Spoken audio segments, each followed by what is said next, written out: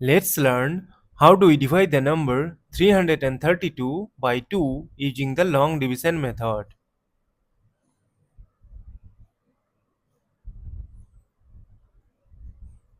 Consider the first digit 3.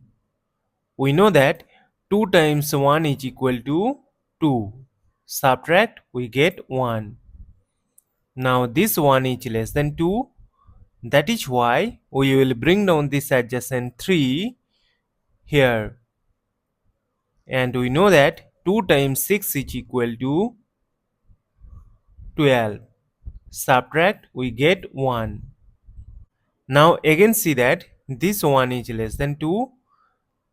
That is why we need to bring down this adjacent 2 here. And we know that 2 times 6 is equal to 12. Subtract, we get 0. As we get the number 0 and we have no number to bring down here, so we will stop. Therefore, 332 divided by 2 is equal to this number 166.